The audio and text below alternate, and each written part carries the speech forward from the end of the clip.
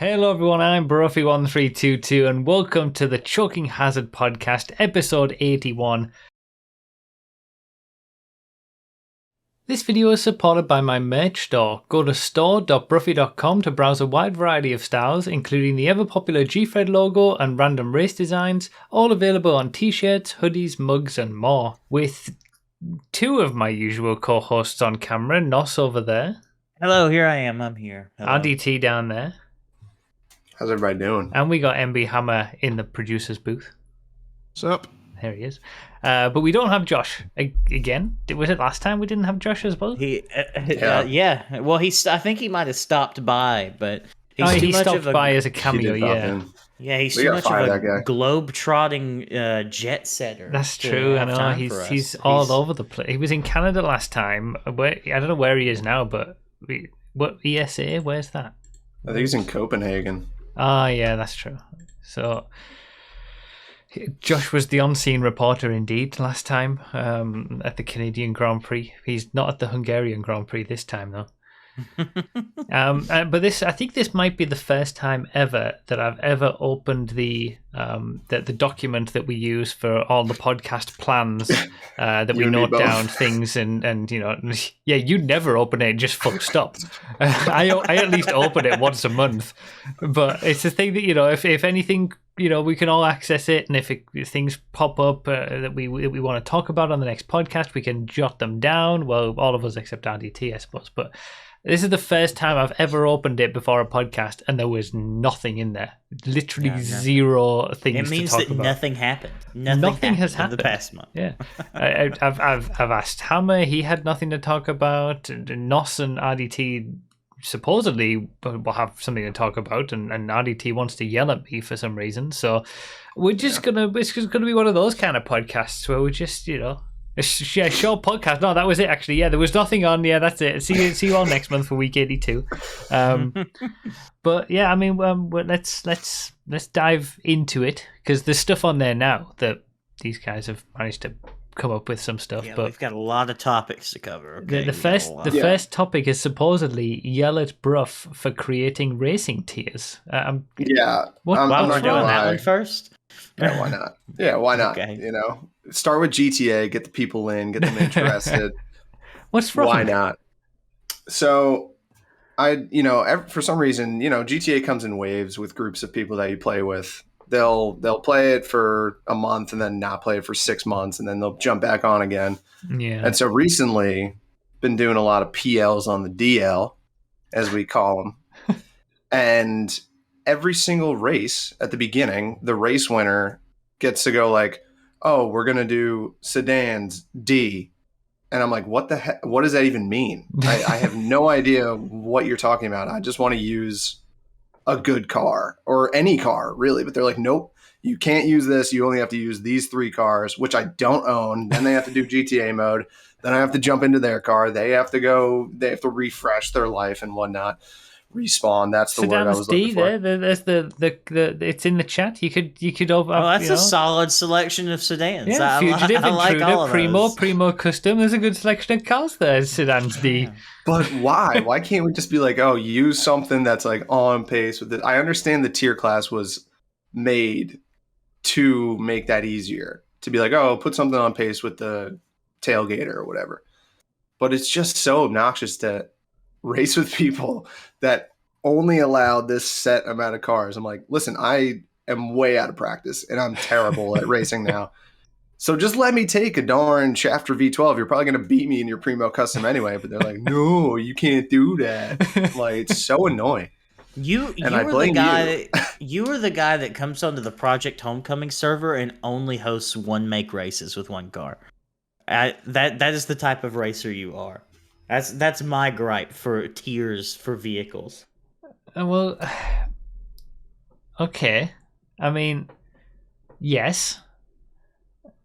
I can't, I can't say anything against what you've both said.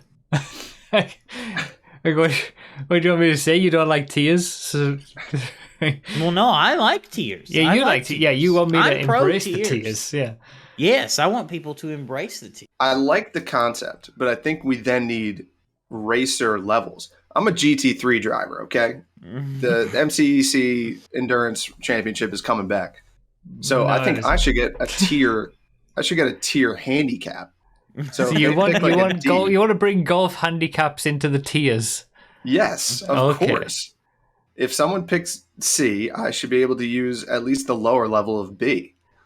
So what you want is a teardrop playlist. That's what we've been doing over the last few years, months maybe. Sounds great. That sounds. I don't watch your streams. I'm well aware. No, the concept, right, is that everyone starts in the same car with the same tier or whatever, and then the top half drop down into the next tier for the next race, whereas the bottom half stay in the same tier. So eventually, by the end of the playlist, you've got like 30 drivers across 6 different tiers of cars, and they're all about equal on pace because everybody has reached their natural level of, like, you know, you might be in a car that's 3 tiers faster than something else, but you're 3 tiers slower than the driver in the fast car, so the slow car. All right.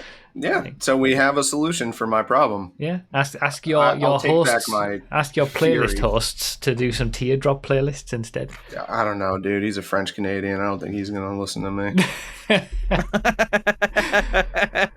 That goes over my head. I don't know really any stereotypes about French Canadians. Just go to Montreal, Quebec. No, they're good people. I'm not. They just don't listen to you, apparently. At least it's not some crazy system based on car color. That's true. That's the thing that we've been doing lately, and we're doing it tomorrow actually on Xbox. The color matching playlist. So if you don't have a car that has the right color, you've got to use the slowest stock vehicle for the class. But if you have a car that matches the right color, you can use it. So you might just get lucky and have the best car in the class. GTA is for lulz, not racing, bro. Why does it have to be so complicated? Well, that's it. It is for the lulz. Because you might, and some of the better racing actually goes on at the back because there's, say the car that we chose was pink supercars was the first thing that came up at random. So there was like 6 people on the grid with a pink supercar. One of them was like a Bullet or a Sultan RS or something, and then the other one's a Wagner. So somebody's got the weeb Sultan RS. For sure. Yeah, that's exactly what it was. But you get that, like, you've got the massive gaps of cars in those custom vehicles, and then all the other 24 people or whatever are in stock Bullets at the back, and you get a good race at the back with everyone in the same car. So that's what we do. That's what we've been doing. That's what we're doing tomorrow. That's actually quite funny. That is funny. First time my pink Wagner actually did something. Exactly. GT Driver won the first race in his pink Wagner. I was chasing him down in an Entity MT, which I'd never used before because it's trash, but I still had it and it was pink, so it was fun. You got to use a lot of different vehicles. Well, you're going to be on Xbox tomorrow, right? And that, I know this is going out later than that, but 7/23, Sunday 7/23, you're going to be on Xbox? Yeah. And that's what we're going to be doing. Something like that? We're going to be doing the color match. I get the spin wheel out, and I spin the wheel for the class, and then I spin the wheel for the color. Join in? I won't. I won't be joining, unfortunately. I'm not going to be at my apartment. So, for those who watch this or listen to it after the fact, the PS5 version of it will definitely be going up on the main channel. But whether and that one guy that has every car in matte black with off-road wheels is seething right now. Yeah. I mean, that's what Bloody Squirrel said in the chat. I didn't get one custom car all night, and I think there was Fig Jam had every single car in red, white and blue, and red and blue didn't come up once at all. So he had all of his cars themed for America colors, and the red and blue didn't come up at all during the night. So yeah, it was it is fun, and you get I think the best thing about it is having the chat decide if a car makes it in or not. So we had some that were like on the level of, is this orange or is it yellow, or is this truly pink or is it more red, and the chat decide, and it's like, oh no, you're not getting in with that one and stuff like that, and then people get angry at the chat decision. Yeah, it's fun. All right, so we solved my problem. Yeah, teardrop playlists. I take back all of my yells I understand what you're saying. If you don't know the tiers as well, like it can be a bit of a pain in the ass to have to think about which car you're going to get and swapping in GTA mode and stuff like that. But I will make one other comment on the quality of certain things. This isn't against you, probably. I mean, I don't know for sure. But the mobile app version of GTAcars.net, just for me, from my experience, is just not as intuitive as like what's the problem with it? When I hit the whatever you call them, the field select drop downs, they just stay up no matter what I do. Yeah, I don't like that either. I've been meaning to mention about that to Andrew. So it's not directly to me, to be fair. So I'm all right. I can get your developers on that. Yeah, yeah. It's a bit dodgy, the drop down menus actually on GTA cars. I just all I need is I just need a way to flag a vehicle as owned. That's all I'm praying for from GTA. I know it will never happen. Because what I want to do is I want to filter out cars that you can't store, and then I want to filter out cars that I have flagged as owned, so that I know what cars I don't have. Okay. It'd be so useful. So, because I have 3 million cars. I have one of almost every car in the game. I only have 2 duplicates. I have 2 900Rs and 2 Buffalo S's or Buffalo STXs. And that's it. Those are the only doubles I have. Okay. Why do you have those as doubles? Okay, well, the 900R, I have a street 900R, and I have a race car 900R. And then for the Buffalo STX, I have a police car spec STX with a Monty garbage. And then I have a normal one that's in my other garage with all my other Bravado stuff. Okay. And don't even think like I'm not normal, okay? The normal people in this game have like 23 freaking hot ring sabers, okay? All in their arena garage. So don't talk to me about duplicate. What do you mean what's wrong with that? Why do you need 23 of the same car? You need one in each livery, obviously. No, you don't. No, you don't. They do. No, you don't. Yeah, I don't have any duplicate cars. The garage space is too precious to have 2 of the same car. Can't you store like a billion cars now? It's over 350, I think. It's somewhere in that neighborhood. I haven't updated the vehicle costs spreadsheet actually from the latest DLC, but there was no extra garage space, was there? So I thought they just maybe they didn't add extra. Didn't they just release like a 50-car garage? Yeah, that was on the last DLC. There they just did that. Yeah, 326 technically for any car and any vehicle. Yeah, plus your 10 motorcycles. Plus 10 motorcycles, and then all the other property-specific vehicles. There's actually 455 in total vehicles that you can own as a maximum. Yeah, there you go. Including Pegasus vehicles and stuff like that as well. Yeah, I don't count Pegasus vehicles. I count every vehicle that you can customize. Like your Pegasus planes don't count, but the planes you have in the hangar count. You know what I'm saying? In terms of like what is your vehicle? Okay, well Pegasus accounted for 67 of that number, so it's still almost 400 vehicles. Yeah. So on the tiers thing, I will co-opt this topic because I'm going to gripe about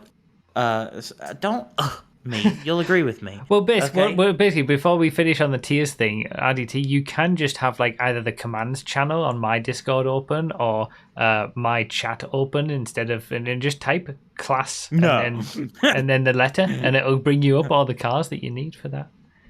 Nah. I'm all right. I'd rather just complain and not come up with a solution. Might be the case, yeah.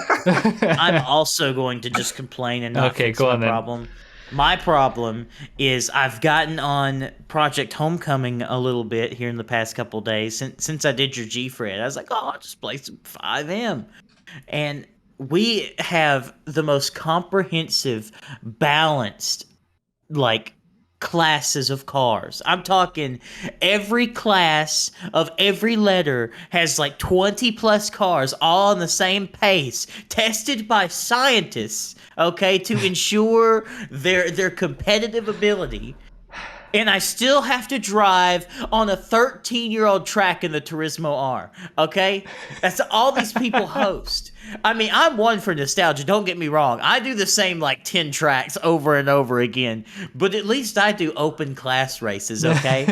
And the Turismo R is so bad. I hate the Turismo R. This is a hot take. It's a bad car. I've never liked the R is- Turismo R, actually. Thank honestly. you! I've Thank never liked you. it, no. If I've the never been able to get on with GTA it. car god agrees with me, then I must be right. So, I mean, yeah, it's been so popular over the years, the Turismo, but I've never been able to. it's I think I'm twitchy, just it's bad at it. boring, it's ugly, it's terrible. Boring.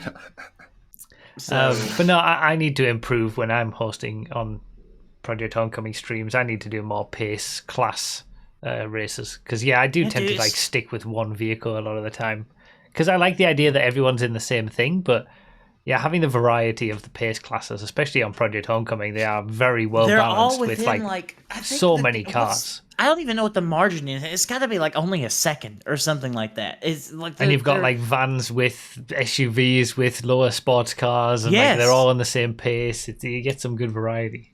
Yeah, there was one class that I drove the other day that was like I drove like a huge like Pontiac GTO analog or something like that, and then somebody else was in the regular Buffalo, and this person over here was in a truck, and the top 5 you race these classes is always one of each vehicle that's in the tier. Like there's never like 4 of the same car up at the top, from what I've noticed. It's great. But no, we're gonna do the Turismo R. We're gonna do the Turismo R again. It just filled me with rage. Like it's like all the work was in vain. Why did the blessed people do so much for these like tier rankings and testing? Just like these people like emotionally died for you, okay, with all this testing, and you honor them by racing the Turismo R on a 10-year-old track. Like, G-Unit's crew was big into the Turismo and the Felter, right? Those were That's what somebody in my chat said. It was the Shaggy Classic. Yeah. I remember that was a big thing back in probably like 2014, 2015, where it was a big thing on PC too. There was the guy named Ovivo Jr. with his Grotti F1 World Championship that used the Turismo. I mean that's the one thing that I enjoyed and tried to instill with the MCEC, like having different class every single race, different cars in each of those races. Some of it was, some of the more popular stuff, but most of it was stuff that you don't normally see, or certainly not, Turismo levels. Literally on 5M, the world is our oyster and our possibilities are endless, and we're still racing the Turismo. At least, that's the thing. At least I try to always do, cars that are specific to Project Homecoming when we're doing racing on there. I might choose one make races, but I very rarely ever choose something like a vanilla car because it's like, well, I can use that anytime on any platform. Like if I'm gonna be on a specific, Project Homecoming server, I might as well use something unique to that I can't get anywhere else. And I know that the solution to my problem is to just host my own races when I get on there. But I feel bad for hello everyone. I haven't seen you in 3 years, but this is my server now. Everyone do my races. I feel bad. And then also I don't want to host. I just don't want to do the work. I just want people to be good. Yeah, I just want people to be good. Don't want to put in the work of creating a playlist of 10 tracks. You don't want to put in the work and you just like you'd rather complain. Exactly. It's the American way. I mean, That's right. It's funny that you mentioned about like the different waves of people coming back. Like you see, it goes in waves playing GTA, and both of you seem to be playing it more. I don't know about Hammer. When was the last time you started GTA? What I do is when the new cars come out, I hop on, customize them, and then log back out again. Same on vanilla, same. Do you ever use them? Like racing or anything? Or do you just customize them and then that's it? I just customize them and that's it. And then I go race them on Project Homecoming. Okay. It's probably like a just in case I do come back and play, and this is like the fastest car. I have it. I don't know, because I was just going to say, from my perspective, it feels like it's the opposite of what you guys have said. Like it's people not being on the game anymore, and I'm surprised that you two are actually exploring it a bit more and racing on it and stuff, because it seems like everyone's just hating it right now. Sorry, I had a delivery right as you were asking. Is that what it was? I was wondering. Sorry. Sorry. But do you actually use the cars that you customize, or is it literally just turn it on, customize it? No. Just go on, do a bit of car art, and then piss off. But that's what I mean. Too. Like, it doesn't seem like people are particularly enthused by the game at the moment. I mean, I certainly am not. I'm trying to work in a break from GTA. It is trash. But again, like, there are some of those moments, like these color match playlists, that when we're making our own fun, it works as a sandbox, I suppose. But yeah, I'm surprised you two are both actually back on it again. Dude, I've been doing heists with people. What? It's crazy. Yeah, I did Prison Break last week. I was like, why are we doing this? Is there nothing better to do with my life and time? Yes, there is. I promise. Nothing. Human life better. is such a short blink in the vastness of the universe, and I'm breaking out some fake Russian guy from prison. Well, it's like Nos was saying in the pre-show just before we went live. Are there no good other games? And not really. No. I mean, there's not an awful lot around at the moment. I think that's why I was like, I'm kind of going back to the Resident Evil franchise. Last episode, I said I was going through a co-op campaign, and I just finished it last week. Great time. You know, just go back and visit games that you always wanted to play but didn't have time or didn't have the money, and just kind of try them out. Yeah. Yeah, that's I put down Tears of the Kingdom for a while because I'm like right close to the end and I don't want to finish it because then I'll ruin it. Because then it'll be finished and you won't have anything. Because then it'll be done and then I'll have nothing to look forward to in my life. I mean, that's it. I've been going back to the old GTA games. Like, that's where we're at right now. Going back to old stuff, I suppose. Yeah, I've been playing Red Dead here lately. Like, oh yeah, like Red Dead Redemption on Xenia, on the emulator. Nice. We will be talking about that in the gaming news segment, so stay tuned. Yes. After this break from our sponsor, we got no sponsor. This episode of the Choking Hazard Podcast is brought to you by the Project Homecoming Racing server. Yeah. No, the real life racing series, the last real life racing episode. No, you're skipping topics. Oh, okay, that's sorry. The guest of the homie. That was what you have in mind to talk about later on. Fine, okay, sorry. No, we can go ahead and talk about it. It's fine, but that's what I meant. I've unintentionally segued into it, I suppose. So go on then. It was great. Your last episode was fantastic. I know, right? I keep telling people. Like, if you're gonna watch anyone this season of the real life racing, we've got we've got the video stabilization now, so you don't need to worry about it messing with your head and all that.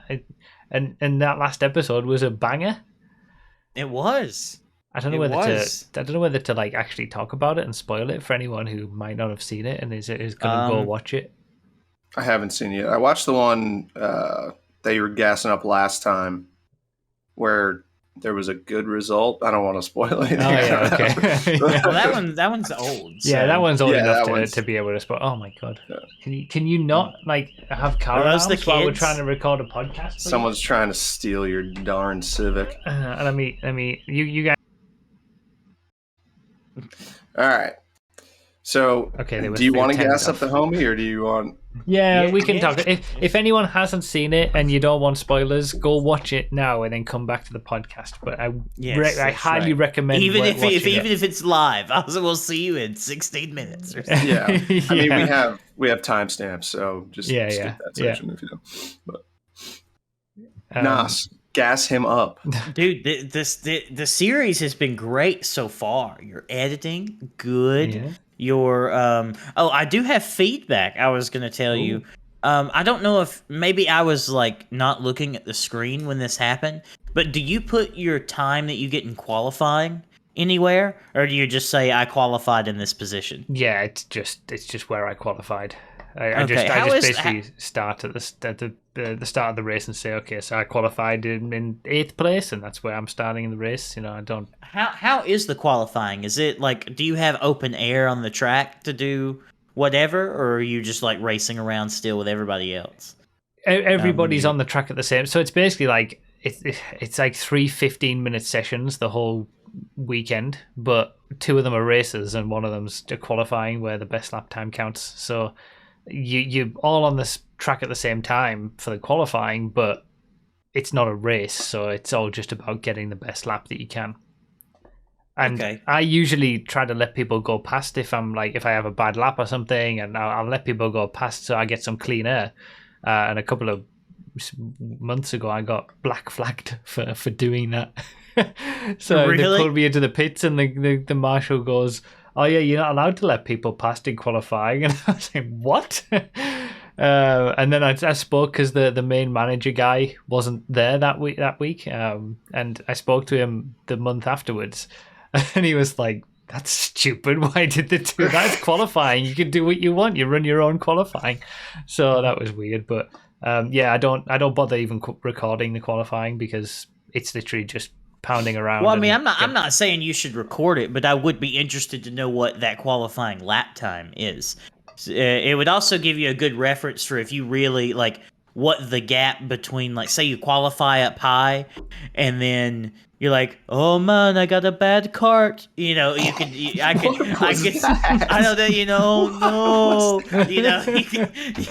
I can see the difference in lap time between good cart and bad cart because I don't think I really have so far in this series, I don't have a reference between the difference between good cart, bad cart, other than in good cart you win, and then in bad cart everyone goes around. I see what you mean. Yeah, I think that the problem is that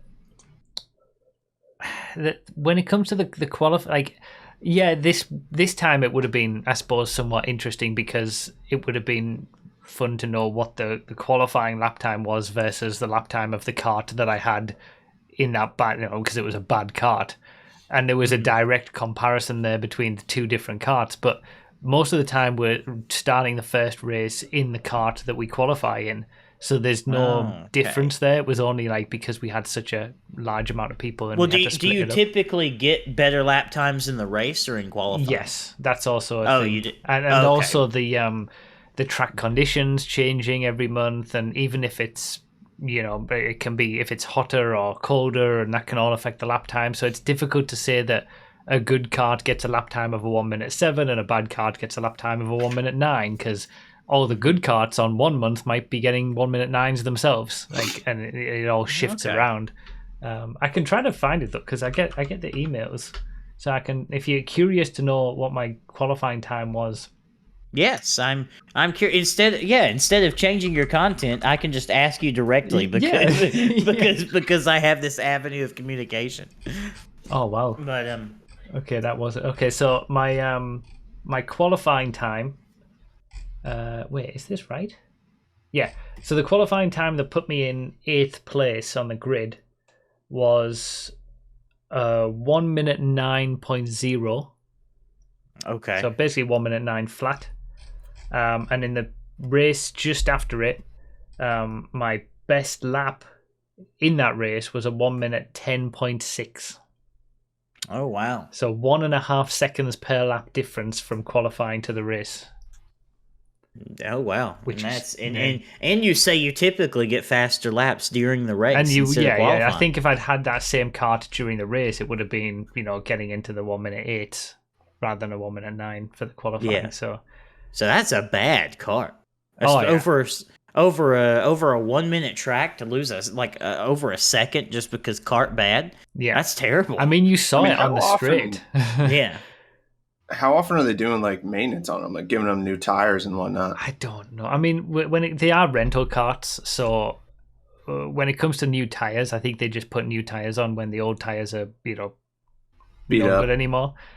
So all the carts are going to have different grip levels and stuff, but that's not really much of a difference. So you can kind of drive around that, and it's not a big deal. It's more the engine power. Some of the best carts have incredibly quick engines for whatever reason, and the slower carts don't. I don't know. Yeah, they could theoretically just nerf the good carts to make them all equally bad. That would probably be easier than trying to make the bad carts quicker. But I don't know. I'm not privy to how much actual testing or anything that they do. Can you maybe slip someone a 10-pound note or something like that, and for a good like, cart? Hey, I like this cart a little bit. Yeah, But I know. I've just left it to luck so far, but I mean, we've kind of figured out the pattern that because there's 40 carts in total, like numbered 1 to 40, and anything that's 30 or above, or from 1 to 10 seems to be good, and anything from 11 to 29 seems to be bad. So if you get a 20s, like that cart I was in, I think it was 21. And every time I've had a bad race and a bad cart, it's always been like a 20-ish or something like that.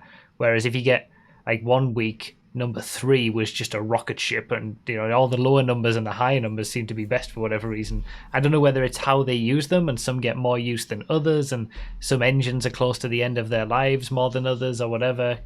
But it's the nature of rental carts. Maybe in small engines like that, there's more variance in how they're made. Maybe. Maybe. Like I don't know. I would have to, I guess, talk to someone who maintains small engines to to really know about that. Like if there's like a lot of variance, and you could have 2 like lawnmower engines, and they have like completely different horsepower factors. Yeah.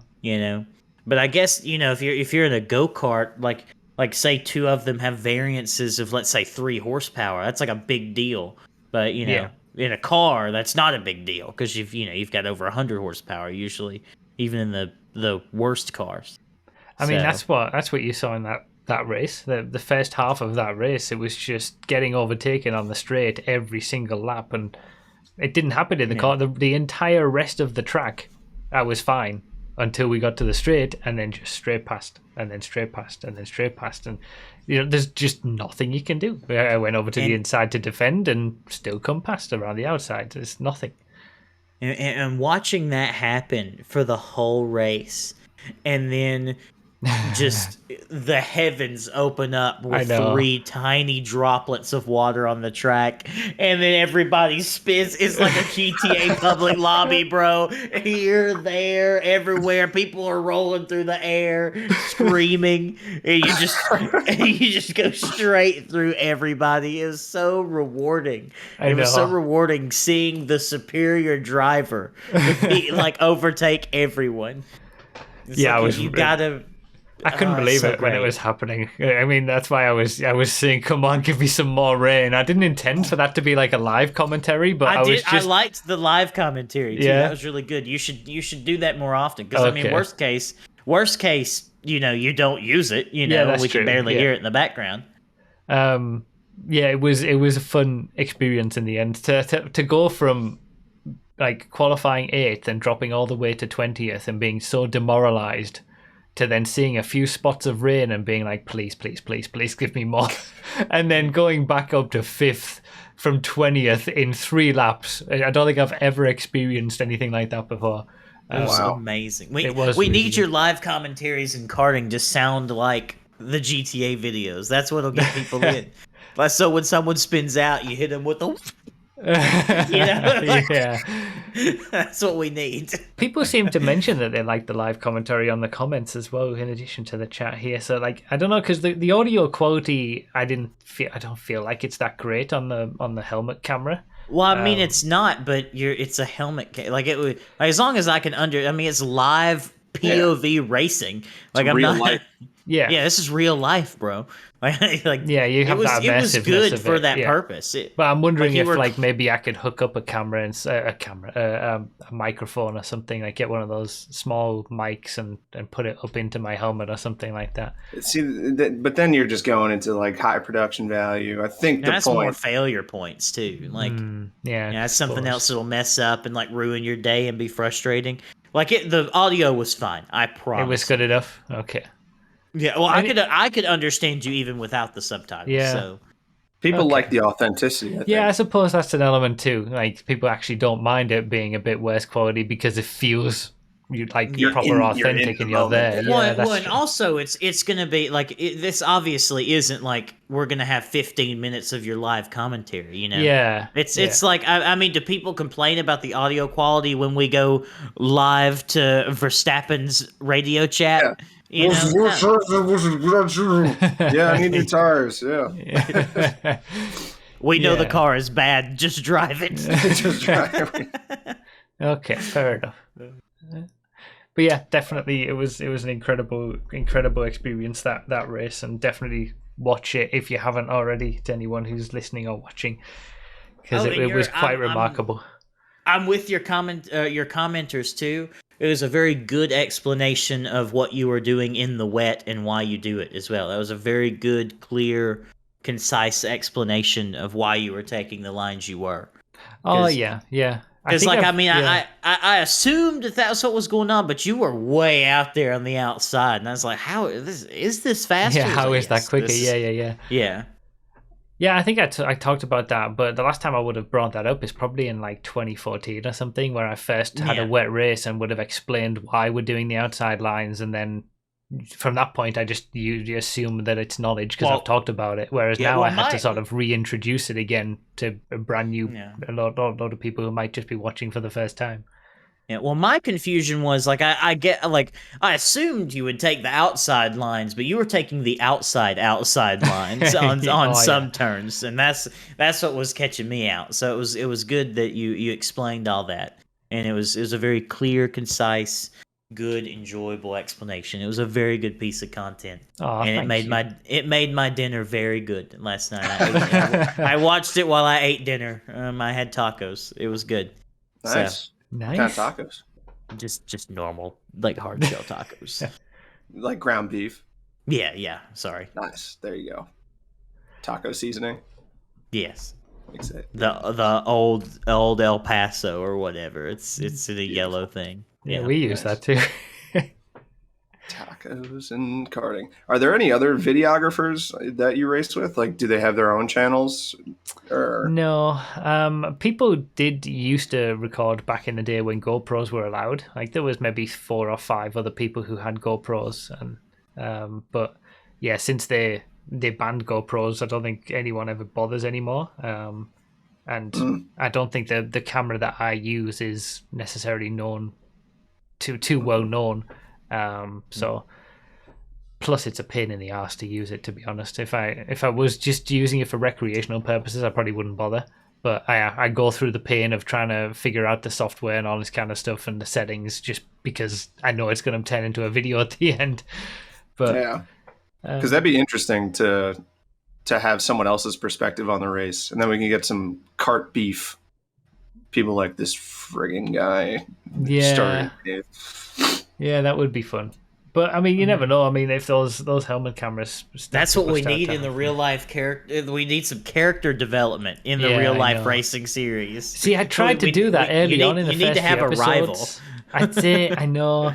I mean, I tried, but the problem is the kart performances are so different now that I'm racing with different people every single round. And yes, the better guys are more frequently at the top. 112 back. Yeah, we need Smithy back. I've tried to, and I've talked about 2 of the guys who I've raced with back in 2014 and 2015 who are there now as well. But again, I'm not racing with them often enough to talk about them regularly. It's just every so often. Why did they ban GoPros? I think it was after Michael Schumacher's accident, and that was thought to be GoPro related. That essentially they cause a weak point on the helmet, like the mounting, so you can't have that anymore. Which is a shame because we'd get some incredible quality if I was allowed GoPros, because the GoPros now are so even better than 2014, 2015 you GoPro need that I used. Liz to come and get drone footage. Well, get shots like a helicopter. Yeah, I mean, I did used to mount it on the carts themselves as well at the end of the 2015 series, but again, then they don't allow those anymore either. So inside the helmet is my only option at this point. My buddy has one, and he brings it with us whenever we do our trips out west to go snowboarding. And it's insane to me that the 360 view that it just captures everything, and you can then go and post and go around and edit your footage to wherever you want to look. It's so cool. Yeah, they're really... Yeah, GoPros seem insane. It's clever how they do that. I mean, I had because this actually got me a GoPro for like Christmas a few years ago. I think it's a 8, like black or something, and it's at first I haven't had the chance to use it because she got me it in preparation for me like going back and doing real life racing, and then there was a short space of time where GoPros were allowed again, and then they banned them again. So I actually I actually had one, and I haven't used it. Used it during this trip that I went on. That's going to be featuring in a video soon, which we'll probably talk about it on the next podcast because there's no point talking about it before it's released. But I used it, and the footage is incredible. Like, it's so good, and I just wish I could use that for karting. Yeah. But yeah, it is what it is. I mean, the quality is good. People seem to be happy enough with the quality for. I'm more than happy enough. This is great. It's great. You're very happy. I love it. Yes, I'm very happy. Nas is your biggest fan of this. I am. Are you just now realizing this? that I'm unironically his fan and not just ironically? Yeah, I've been really happy, honestly. They still don't get anywhere near the views. Like, I wish they could get 20,000, 25,000 views like a G-Fred could, but it's never going to happen, I suppose. But I'm just happy that those who watch it appreciate it for what it is. And the best thing about the real life racing is that anyone who says they've watched it says that it's their favorite series. Like, that's better. Well, I mean, you weed out, no offense, all your brain dead viewers. Like, they're all in the G-Fred videos. Okay, no offense, but you know. So like all of the high class aristocrat intelligent of your viewer base, they're all in the real life racing series. That's why the comments are always so great and the appreciating the proper so racing. Great. Yes. And so fair enough. G-Fred isn't proper racing. All right then. Although I had fun in my G-Fred the other day. You even joined G-Fred the other day. I beat you. I beat you in the G-Fred. 42nd place and was good enough to beat me. Yes. Wow. I threw myself off of Mount Chiliad and figured I would die, and then I just ended up in the bottom. And I was like, "Oh wow, I guess this is gonna be a good G-Fred." Or I didn't even do G-Fred. I did Durf G, and I had no idea where I was going. So chat had to tell me like where I was going because I couldn't remember like how I was supposed to get there. So it was great. It was fun. Yeah. I almost died several times. So I was on the edge. You know, it was great. I think it would have been close between us at the end if I hadn't killed that guy and had to wait and lost like 60 positions. Yeah, because I came past your car right after you swapped cars, in front of Madrazo's house. Yeah. So I was like, "Oh, hey, look, I recognize that car." Yeah, I mean the big G-Freds have been something else. Like they're such a different experience and so fun that it's. I'm hoping that we can get 300 in for the next one. And it'll be stable and it'll work. But I was going to say, I have a hot G-Fred take now that I've completed one G-Fred. Okay. I think the ones on 5M, maybe not the normal ones on Project Homecoming, but the the ones on 8th gear, I think they should just go ahead and make everyone invincible. Like during you the just can't die. Yeah. So you can get hit and you can get thrown around and everything, but it just it's so laggy and it's impossible not to accidentally hit one of the 300 people standing on the highway. Yeah, especially with the lag as well. I suppose that's a fair point. Like if you could have the 300 people with the same lag as vanilla, which is like very little, ish, then it would be fine. But because like someone's there and you don't know if they're there or not, it's like you could avoid someone on your screen and then they die, and it's like, oh well, guess I gotta wait for 5 minutes. My G-Fred's over. I feel like that's not fun. Yeah, that's true.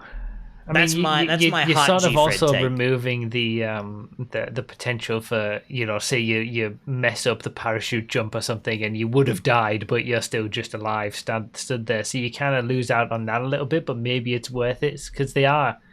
If you mess up the parachute line and like you fall to the ground, like you're still way behind. Yeah, it's true. Yeah, you're still way behind. Like you're halfway up a mountain with no maybe car it's a around. reasonable concession for those big G-Freds because it's very difficult to miss people when you've got, especially if we managed to, because we had 186 or something split across the two sides of the map and it was still chaos.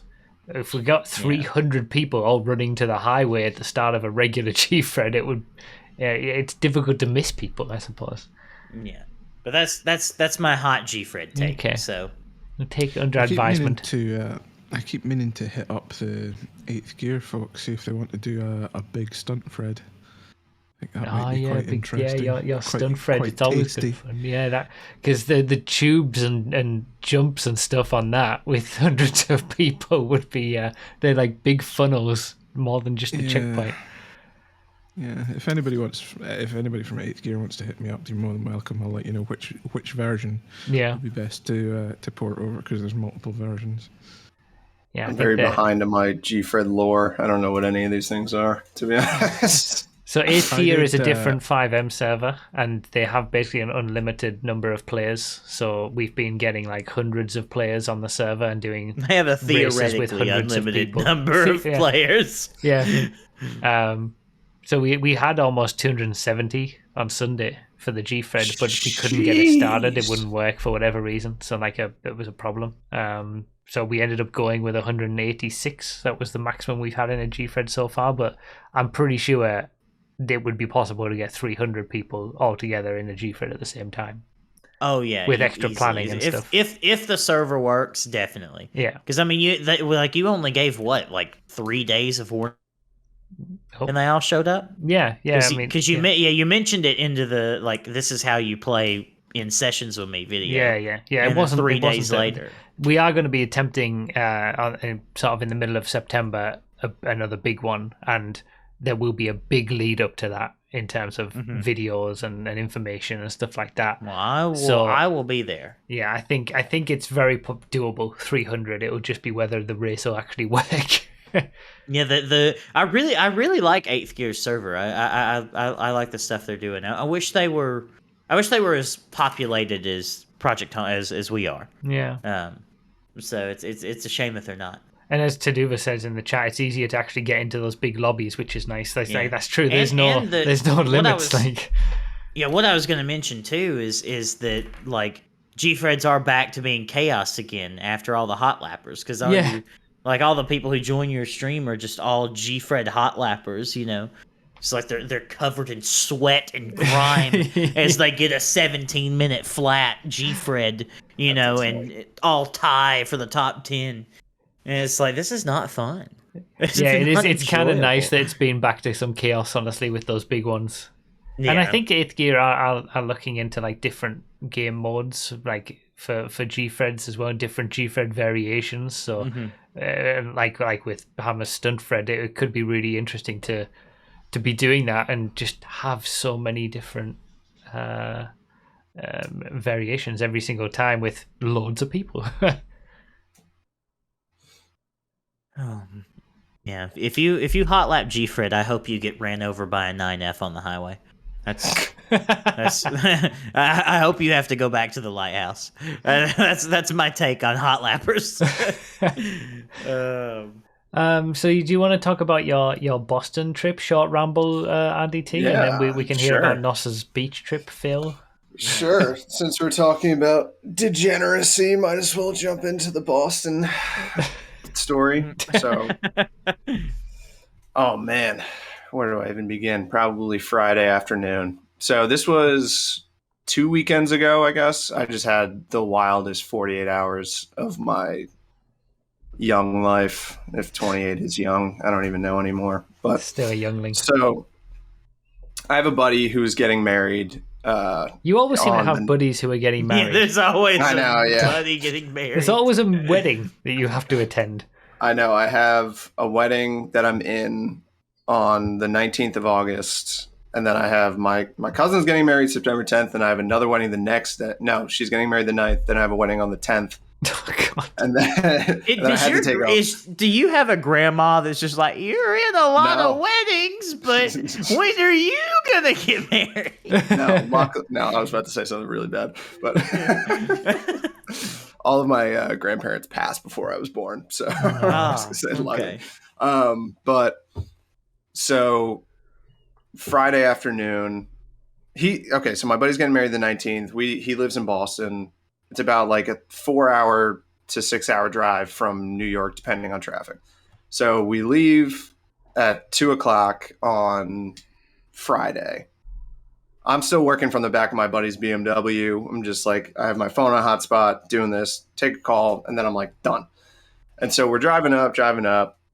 And last time we drove up to Boston, I did this. So I was like, I can't break tradition. We stop at a gas station, got a 6-pack of beer to, enjoy on the way up there.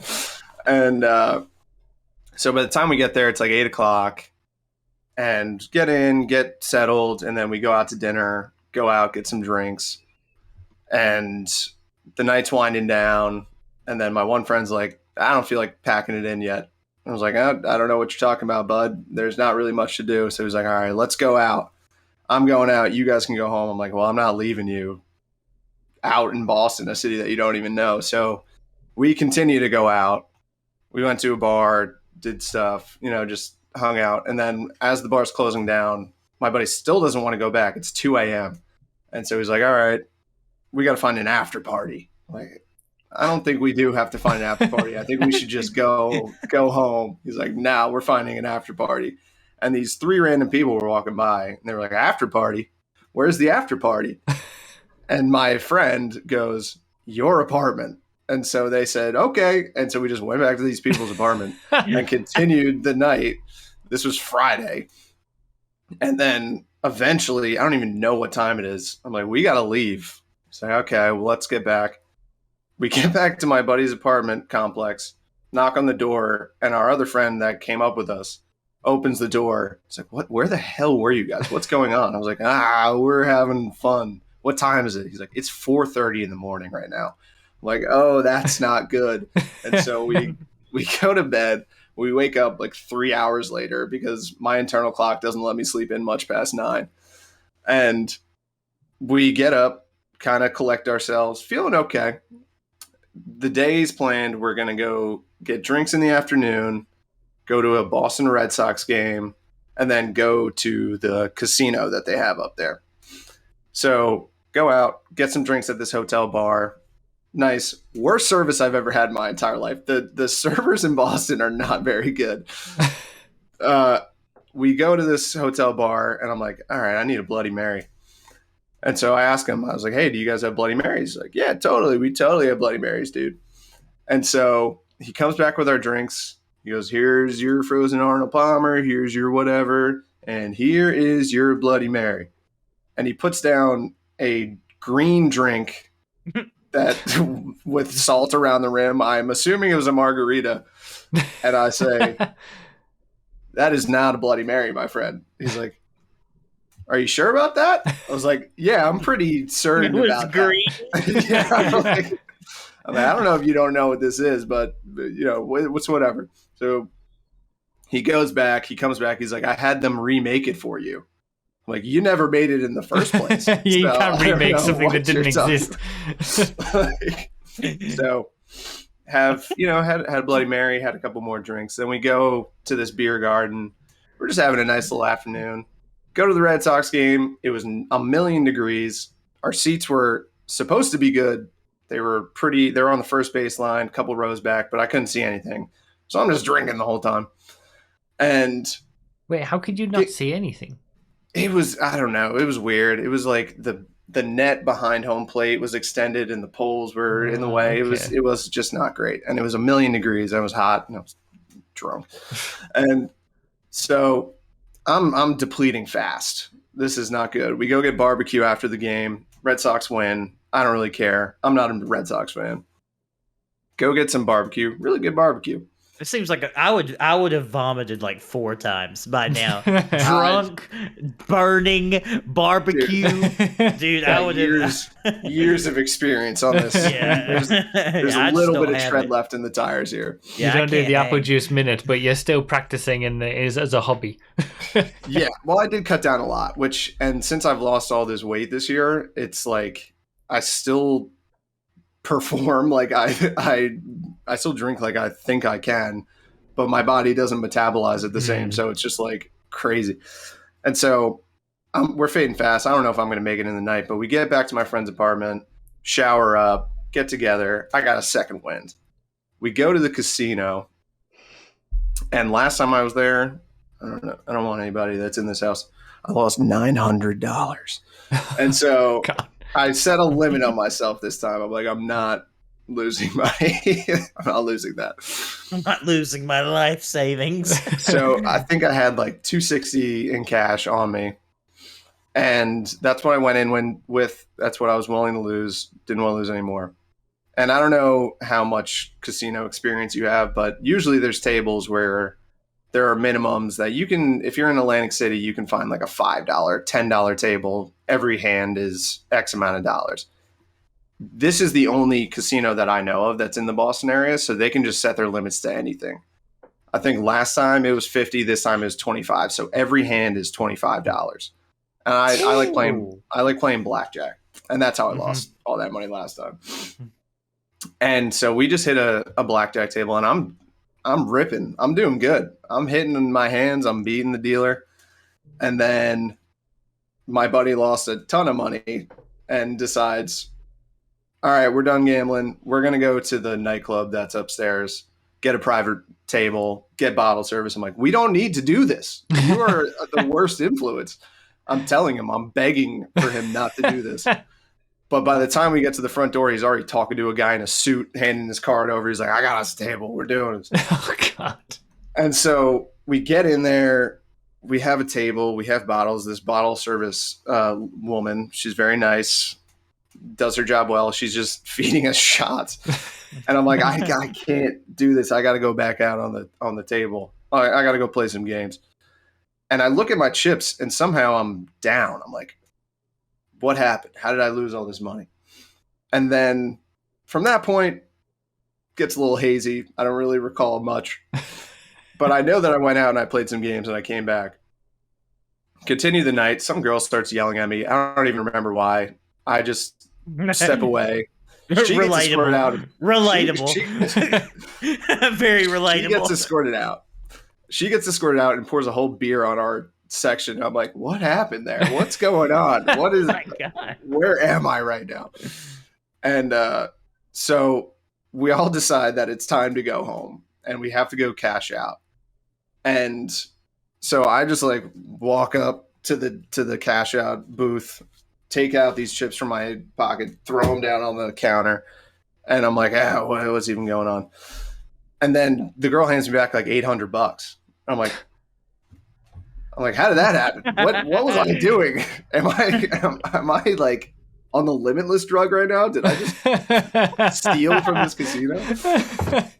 And wait, did they exchange your chips? So like when you thought it was less, did they turn like a $500 chips into like one $500 or something? Gap, he was good at blackjack. Yeah, at some point in the night when I left the nightclub, I just went in and I just cleaned house for a while. And so since my friend was paying for everything and buying tables, I just took out like 400. I was like, take this. I'm not giving you any more. And we went back, got the worst pizza in my life, got back at like 4 a.m. again, and then woke up the next day to drive home. And I felt fine. We're driving back. My one buddy is in the back seat. He's kind of struggling a little bit. We're driving, and he's like, you got to pull over. You got to pull over. I'm not feeling too good. And so we get off to the shoulder. He gets out. He's fine. He's taking his breath. He's doing okay. He's like, all right, I'm feeling okay, but can I sit in the front seat so that I can not get sick? And we're like, yeah, totally.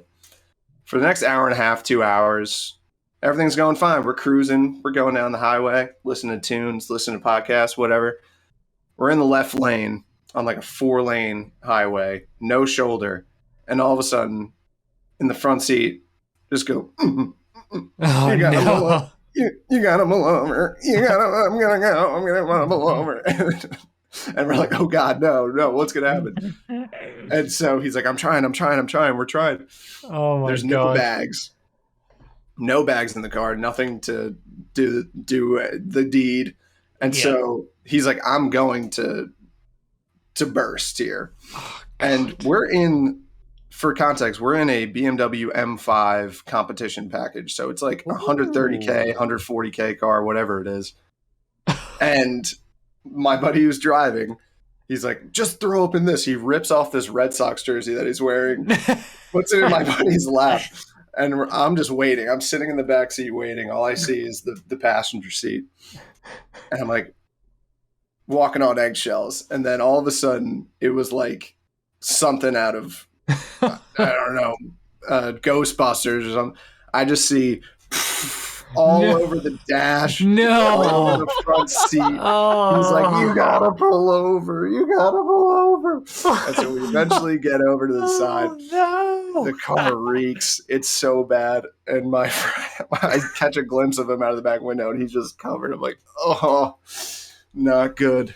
And then he was fine for the rest of the way home. We had to pull over a few more times, but he was good after that. God. How did the BMW man take his car being ruined? He was very gracious about it. I think he sent the detailing bill to my other friend, and all's fair in love and war. And that was my 48 hours in Boston. So, oh my goodness me!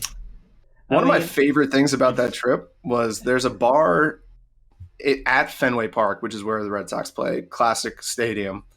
There's a bar that you can actually see into the outfield, but the men's bathrooms are very interesting because you have the bar here, and then the bathrooms are kind of upstairs, and then the urinals are against the wall facing out to the bar, and there's a window that lets you see into and out of. So dudes are just standing there going to the bathroom and looking out onto the bar while they're doing it. I don't know why, but it was a fun little experience. America. Only in America. Yeah. Looking forward to the next one. Oh, 100%. Yeah. That was great. That sounds like a weekend from hell for me. I can't. Dude. Yeah, I gotta say.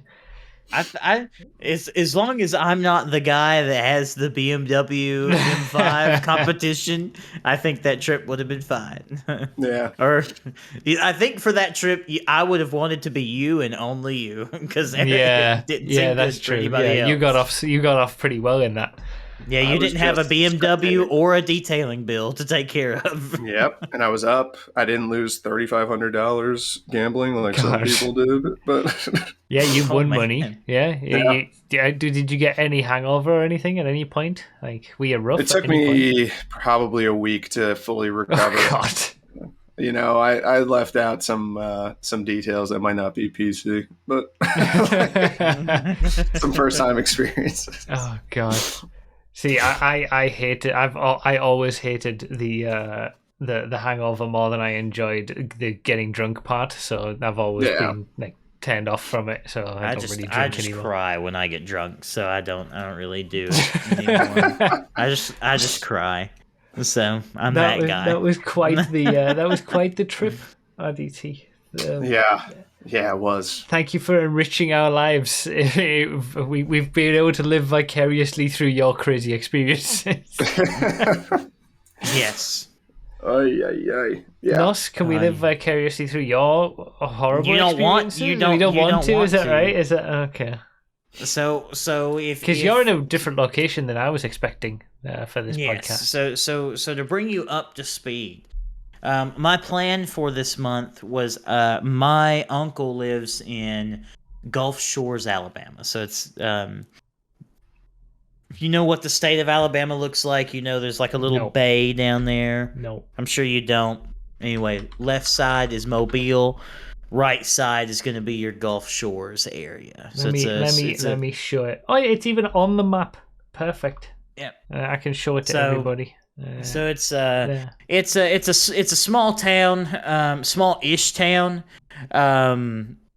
but it's got a beach obviously and whatnot. So it's down there in the Gulf Shores area. So if you stay along the coast, you'll eventually go to like Orange Beach and then Pensacola, and then you keep going further, you'll be in Panama City Beach. So that's kind of the area I was. Yeah. Okay. Yeah. Because that's the area that I was staying in. It was in Gulf Shores.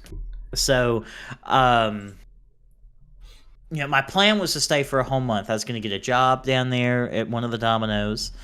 I remember you telling us about all of this. You had big plans. Yeah. Yes, I was going to stay down there a month, get a job. I had a bunch of people coming down throughout the month. I was gonna hang out with. And I just had kind of big plans, right? I had big plans. So I leave on the 1st at 3 a.m. because I couldn't sleep the night before. So I eventually just stayed up all night, and I was like, I can't take this anymore. I'm just getting in the car and going. So I leave at 3 a.m. That's early. I get caught in a wreck on the south side of Birmingham, like caught in traffic. For about an hour, watch the sun come up, and then I just drive straight shot down there. I'm in my red Miata, by the way, the NA, so the 90, for context. How long is the drive? Like, was it looking like a super long drive, or between 4.5 hours, 5 hours, somewhere there. Okay. So like I would say a medium drive by U.S. standards. Yeah. So, like, for as far as a trip is concerned. Yeah, it's about the same, I guess, to Boston. You both did similar thing, yeah. So I get down there, and before the trip, I'd called and made sure that, like, I had scheduled an interview with this Domino's I was going to be at, and I had to be there the first Saturday at, like, 2:30. So I get down there, I go straight to sleep because I'm tired. I wake up, I go to this interview, and some... obviously high dude, very obviously high, like on weed, like, hey man, what's up? One of those guys. So he asks me about an hour of pointless questions, and puts them into a tablet. Like, where do you see yourself in 5 years? Why are you choosing this company? All manner of pointless garbage, right? So I do. So I do this. I take none of the questions seriously. I'm already in uniform. I come to the interview in uniform. He at one point he asked me the question of like, so what motivated you to try to like get this job or whatever? And I said, well, I had the uniform in my closet. So, anyway, oh, God. Anyway, I do that, and I'm down there. And I'm all by myself, other than my uncle and my aunt, and they are 70. And their primary pastime is they watch westerns for the majority of the day, MASH, and other Andy Griffith stuff like that, until about 4 p.m. Which they make their way out to their deck and they watch. They're like on the edge of a lagoon. So they sit on their deck and watch the lagoon and drink whiskey until they go to bed at 8:30. So that is that's their life, right? So the first couple of days, and I was told that I'd get a call at some point, like after my first interview, to schedule a second interview. Oh, There's 2 rounds of interviews for Domino's. Like, are you serious? for a previous work, like someone who's currently employed at a different Domino's as well. Every single business on the planet is shitting, pissing, and crying all over themselves that they cannot get employees, and you're gonna make me do 2 rounds of interviews and a drug test to work a minimum wage job? Are you real? Yeah, okay. For what's essentially a transfer. Yeah. So anyway, so the weekend I really don't do much. The traffic down there is terrible. So Gulf Shores exists basically kind of like on an island, right? There are 2 ways in and out of this town.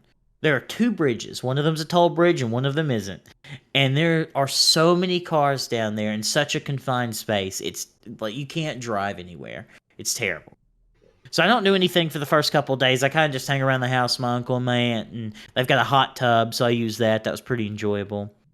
So it gets to be Monday, and I get a text message, not a call, not a professional call from a business, but a text message.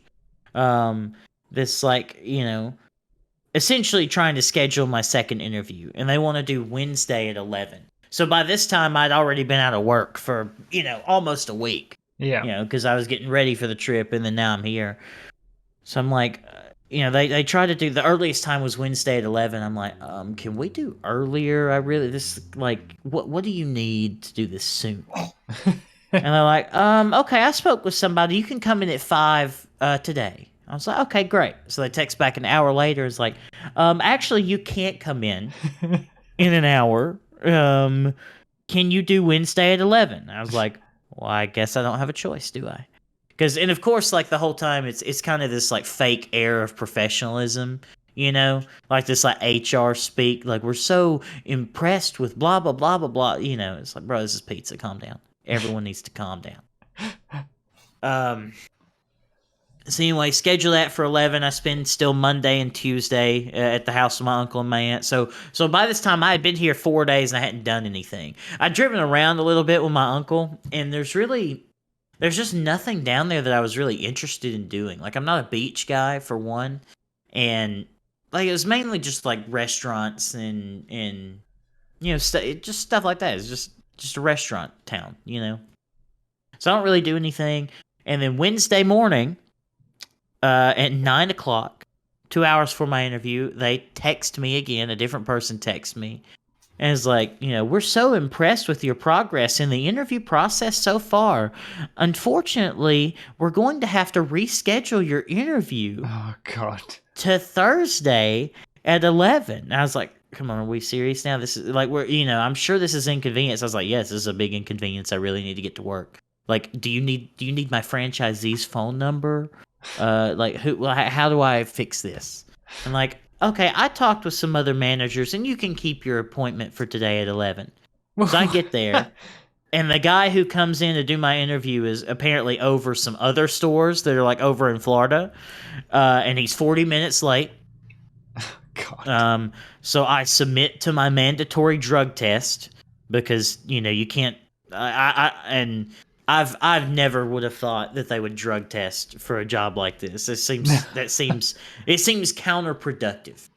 Everyone at my store is high as a kite constantly.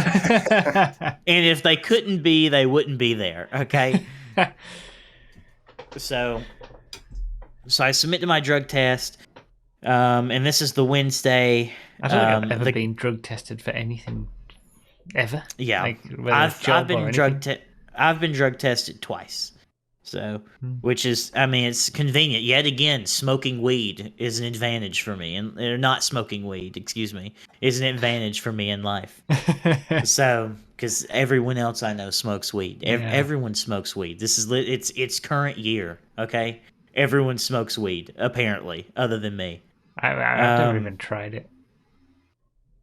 Well, I'm a wet drip, or whatever the phrase is. Oh, what? Isn't that the phrase? I have no idea. Yeah. I don't know. You guys have some crazy slang over there. Like, yeah, you do. I'm trying to. Maybe I got the phrase wrong. I was trying to. A wet blanket. A wet blanket. That's what it was. That's what I was trying to think. What does that mean? Okay, wet blanket. Let me You don't know what a wet blanket is? A person who... Oh, I'm not... Well, I mean, I know what a... I mean, I don't know what the bad. slang is. A person who spoils other people's fun by failing to join in with or by disapproving of their activities. That's not quite what I was going for. But, yeah, no. But, okay, I mean, you're just a goody two-shoes. Yeah, just not pushing the board out in any way and trying new things. Yeah. So anyway, by this point, I've had to argue over text message with these people for several days just to get a job that I know how to do. They finally scheduled me Thursday at 4:00, and I'm like, okay, I've been really bored so far. I'm not having a great time because there's really nothing I want to do, and I'm all alone. But finally, I'll have work, right? I'll have work. So I get there, and obviously not in like a pompous way, but I tell them like, hey, I've done this job for 5 years, I know what I'm doing. You can show me what you need to show me, but I know what I'm doing. Almost everyone proceeds to talk to me like I am the stupidest person that has ever walked the face of the planet. Right? Like they're explaining to me why you would take 2 deliveries at the same time instead of 1. I'm just like, Yeah, I know why you'd take a double. I know what a good double is, yeah. So anyway, I get there my first day. So they pay less than my store. I make a $10 an hour flat rate, and then we get an actual mileage rate, which is 40 cents a mile. And they changed over to that a little while ago. Maybe 2 years ago. They're still on a flat rate per delivery. And it's less than the flat rate per delivery I got at my store. You get $1.75 a delivery down there, which is pitiful. Which is absolutely pitiful. Like some deliveries that I take with the mileage at 40 cents, I'll get like $5, $6 just in the mileage, So they're paying less down there for one. The store's brand new. It opened in February. And as soon as I got there, apparently everyone was quitting, like the next week. They had all put in their 2-week notice. Like almost everyone had put in their 2-week notice. So they were leaving in 1 to 2 weeks. And it was like a whole like ecosystem of drama, Like I mean all fast food places are, I think, from my experience, but like I just got thrown right in the middle. Sounds very well run, this store. Every restaurant like this is ran poorly. Oh. But anyway, so the money is probably a little more in terms of tips and stuff, and it's not as busy as my store. Like our store does like around 30,000 a week, and theirs does 20, but theirs is all delivery. Like there's very little carry out. So the delivery volume was probably equal, I would say. But the worst part about delivering there is that you had to pull to the end of the parking lot, right? If you want to, so let's say you want to go left from, like you want to go north of this store. So you pull out, you sit at the edge of the parking lot for like 30 minutes waiting for traffic to clear up so you can get out on the road. And then you have to, because there's no median, you have to turn right. You have to go down the road, and then you have to get in a median to U-turn and go back the way you came, and you have to sit in that median for 30 minutes while you wait for traffic to clear, and then you get back in traffic just in time to get caught by the red light that's right beside the store, to where you wait for another 30 minutes at this red light. So it's like a 2-hour ordeal if you want to go north, right? Oh God. So it's just like the money is more down there, but it's not worth, like the little bit more that I would get down there wouldn't be worth the extra like annoyance of working down there, because I can just be brain dead at my job, by this point. So what is your question, RDT? How did I like how you recognize that? How does the pay, I don't know if you've ever looked into this, compared to like delivering for Uber Eats or DoorDash or Postmates or something like that? I would assume that the tips are probably similar, like in terms of like how much I get tipped versus how much like somebody working for one of those gets tipped. But what the advantage that I have is that I have an actual hourly wage, right? So and there's like a more rigid framework for like you're always returning to the same place to get your food. You know, you're always like you're kind of doing consistently the same thing as to if you did like Uber Eats or whatever. Like, oh, you're going to a Chick-fil-A this time, and oh, you're going to this one, and oh, I got to reject these 7 orders because they're like a minimum no tip, you know, or anything like that. So it's more structured, which I really like. And like I said, you're guaranteed a wage, and you also like actually have a job. Yeah. You know, you have a job where you're on a schedule, and you know, so that's that's what always has appealed to me to it. Yeah. Over security. Yeah. Yeah. Yes. It's But anyway, so that's kind of what the job was like. And then, so my hope was that I would go down there and there'd be like a couple people at the store, and like, oh, maybe 1 or 2 of them's like kind of cool, and maybe I meet somebody, or we go do something outside of work or whatever, or, you know, I meet one of their, you know, like that was kind of my hope. That did not pan out because pretty much immediately and for the entire duration I was there, the entire staff there talked about nothing but politics.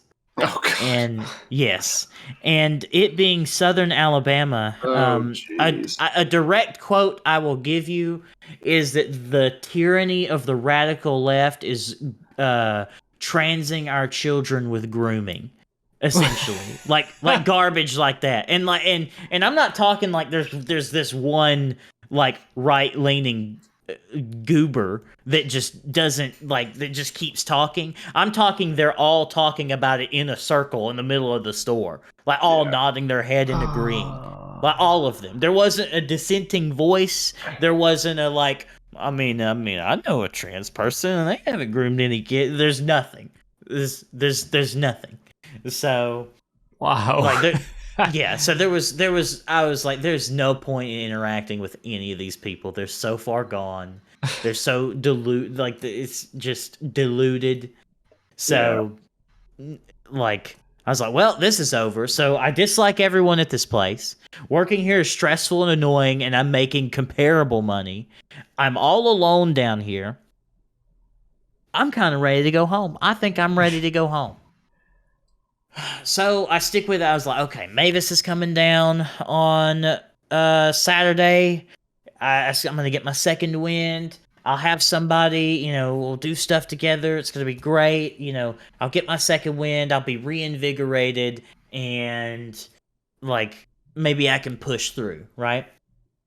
So Mavis gets there Saturday. I'm happy to see her. I finally have somebody to be with. I'm like, okay, hun, let's go to the beach. So this is like 8 p.m. Like as the sun goes down, we were going to go to the beach and, you know, watch the sun go down on the beach. So we get in my little car. Oh no! I've got a flat tire. Oh, and I just started screaming. I just started screaming. I'm going home. I'm going home. I hate it here. I'm going home. I hate it here. This is terrible. Like I just get so blindingly enraged and mad that like I was so mad. I was so angry. It's like I finally have someone here, and I just want to drive around in my gay little car. And I just want to drive around in my gay little convertible and have a good time at the beach, and now I can't even do that. So I'm going home. I'm going home. So I borrow my grandmother's car. I'm still angry, and I go to the beach, and I'm angry on the beach. Just so I'm all like, okay. tense, sitting there in a beach chair, like I'm just nails digging into the sand, like. So I'm like, okay, I'll deal with this. I'll deal with this in the morning. It's gonna be fine. It's gonna be fine. So I call, I finally get the tire off Sunday morning. And I'm yelling about that because whoever put that wheel on took an impact and went click, click, click, click, click, click, click, click, click, click. So I can't get it off, right? So I'm struggling out there for like 30 minutes with a damn tire iron to get the stupid tire off. I get it off. I hose it down with water. I look at it. I've got a screw right in the middle of the tire. the most, but no, I mean, this isn't bad. This is the most basic, pluggable, easy thing to happen to a tire. I'm like, okay, this is going to be fine. Okay. So there are 2 places open on Sunday in Gulf Shores. One of them, funnily enough, is a Mavis Tire. so I go to Mavis Tire. I bring the wheel there. And I'm like, hey, I'm mad because I'm like covered in sweat and grease from getting this tire off. So I go to Mavis Tire. I'm like, hey, I just need this tire plugged. Oh, yeah, it's going to be 3.5 hours before we can get to plugging this tire. And I didn't even have like the emotional energy to even inquire further. I was like, I just left. I just stormed out of the Mavis Tire. It's gonna be 3.5. You think it's gonna be 3.5 hours to plug a tire? Are you serious? Dude, it's like a 15-minute job. What are you talking? Yeah, exactly. So I take it to Walmart. I'm like, hey, I just need to get a tire plugged. How long is it gonna be? Yes, sir. It's gonna be 2.5 hours. Get this tire plugged. I just leave again. So I go back, and it doesn't even occur to me to like, because if there's one thing that makes me really angry, like truly angry in this world, it's doing fiddly things and learning how to like do something fiddly. So like I understand several people are like, man, why don't you just buy a tire plug kit, plug your old tire? It's like that would have just enraged me to the point of like incomprehensible anger, like plugging my own tire, you know. So I get back to the house. I'm still like white knuckling, angry. So I was like, okay, hun, we're gonna, we sat around the house for a little while, and it's like, okay, we're gonna go to the beach, and I'll go drop this tire off. It's like 3 p.m. at this point. And let me remind you, I've hosed this whole tire down with water. There is one leak from this screw. So I take it back to Mavis Tire. They're like, oh yeah, we can have it done in about an hour, hour and a half. I'm like, okay, pal, you hold on to this wheel for me. So they call me back in an hour and a half, and they say, yes, sir, we're not going to be able to do anything with this tire. There are gashes all in this tire. They're all losing air, and we're not going to be able to plug it for you today. But we can get you a new tire. It'd be about 3 to 5 days to order you a new tire. Sweet Jesus. So I'm like, okay, whatever. So I go back to the Mavis Tire. They throw it in the trunk. Again, they were lying to me. Confirmed lying. That there were gashes in this tire that was losing air. Not a real thing. Because I checked myself. We filled it with air. I hosed it down. I looked everywhere. Did you check it again afterwards to check that they hadn't like done anything extra to it? And they just slashed my tire for me. Which third world country is this? Alabama. This is Alabama. Yeah. So they say, but the guy is like, well, man, it's gonna be 3 to 5 days to get this tire, but there's a used tire place up in Foley. That's the town to the north of Gulf Shores. It's like you could call there and you could see, you could see if they have one. And reminder, I drive a 90 Miata, so I need the queerest, gayest little tires that you can get from the tire shop. I basically need bicycle tires for this car. So I'm like, okay, that's fine. So I call the used tire place. No, sir, we don't have it in stock. It's going to be about 3 to 5 days. So I call the next place. Oh, yeah, it'd be about 2 to 3 days. It'd be about 3 to 5 days. It'd be about 5 days. Oh, yeah, we could get it in 4 days. So 8 calls later, I found one tire shop that says, yeah, we could get it by the end of the day today. And I'm like, that's a winner to me. So I ordered that tire. And when I ordered the tire, I wasn't down at the car, right? So I just looked up, like, because I know I have the stock wheels on the tire. So I just look up the tire size, right? And it's a 185/60 14. Okay, so that's what I ordered. So I get there, I get the tire mounted on the wheel, take the wheel back. Turns out my car has the wrong tire, has had the wrong tires on it this entire time. I have 185/65 14Rs. So they're a little bigger.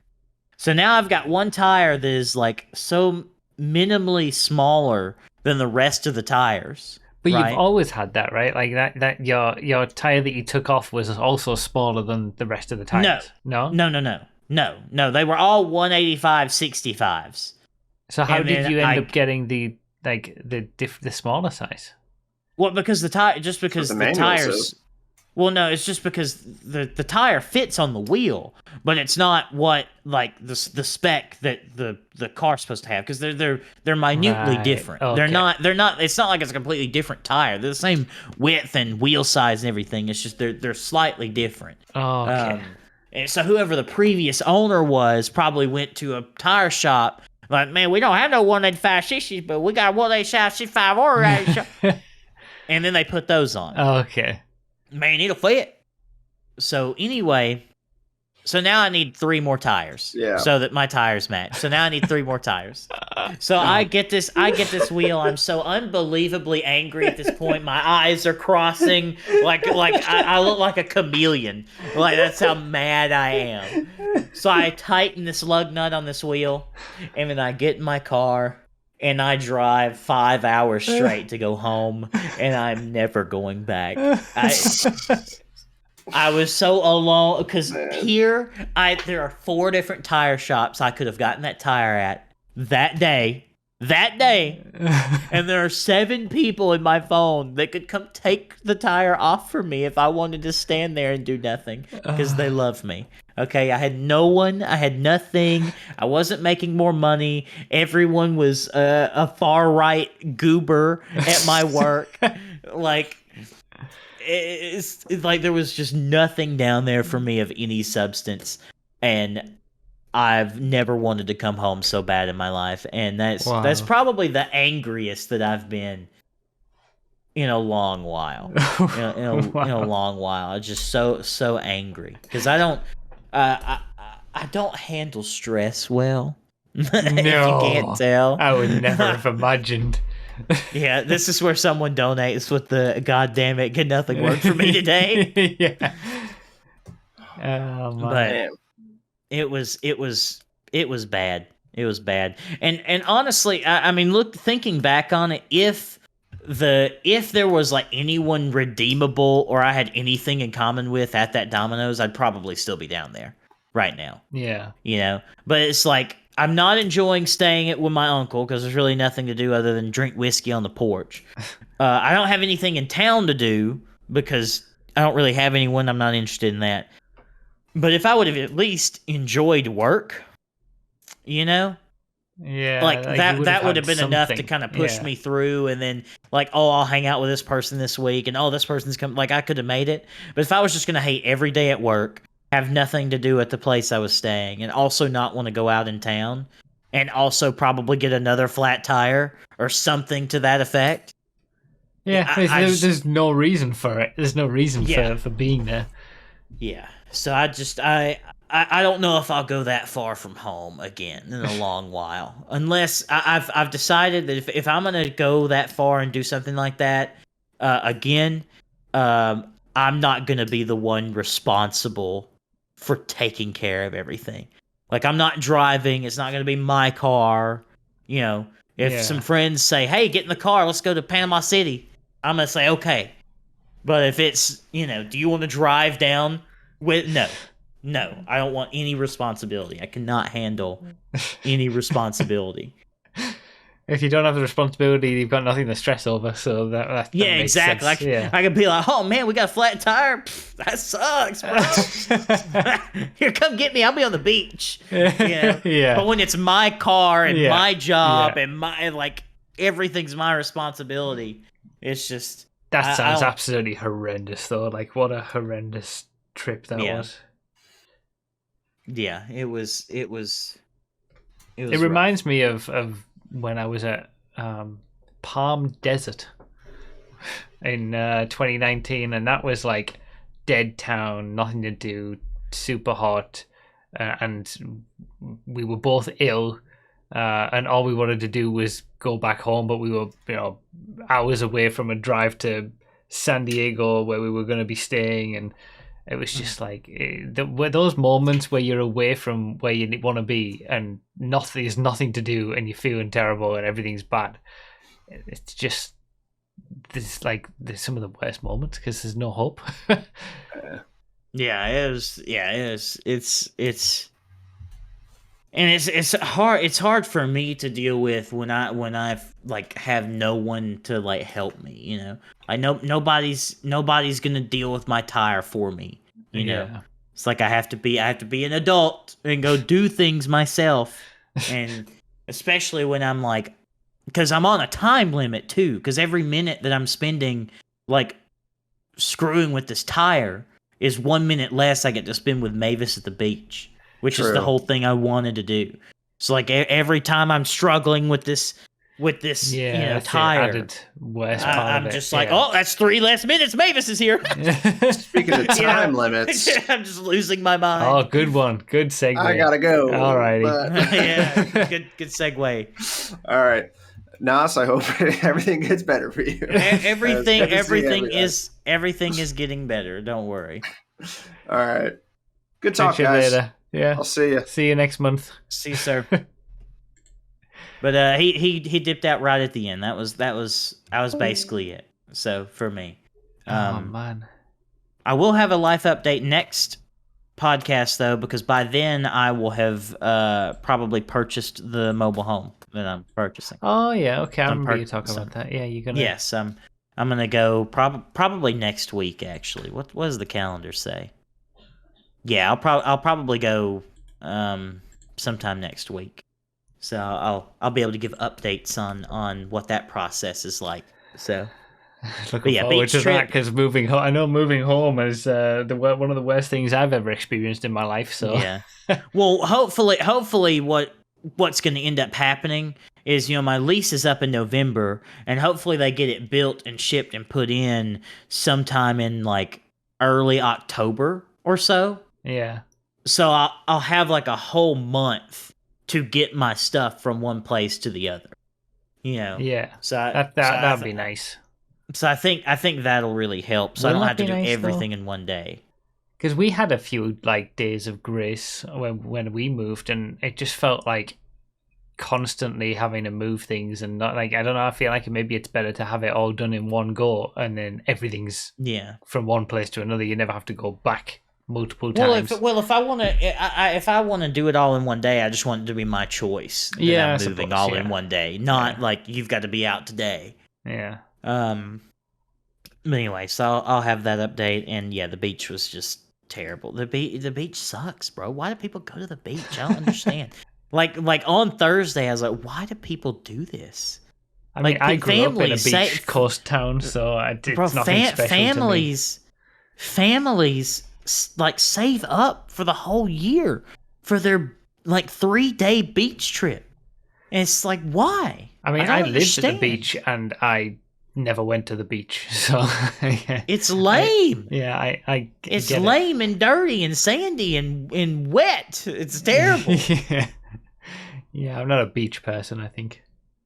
Yeah, but I didn't mind. Like I said, if I could just like close my eyes and be teleported to the beach, like it'd be fine. But driving that far just to sit in some sand and watch some water, it's like, I'll just go get a bag of sand from Home Depot and a kiddie pool from Walmart, and just that's it. All right. So I'll have some topics of conversation next week as well. Hopefully this video will be out by then. We can talk about that. I think that's most of the things. Let's blow through this gaming news I wanted to talk about. Red Dead Remaster. Yes. How are you excited for that? I'm not at all excited because I don't believe it, and I won't believe it until I'm playing it. It seems like there's a lot of evidence that there is a Red Dead remaster coming. You know, it got re-rated, and they've removed Red Dead from like all the PS5 stores, and like there's a whole bunch of stuff that like seems very convincing, right? That there's going to be a remaster or re-release of Red Dead. As long as it's not Grove Street Games remastering it. Yeah, really. Does it need a remaster? Yes. The original Red Dead needs a remaster badly.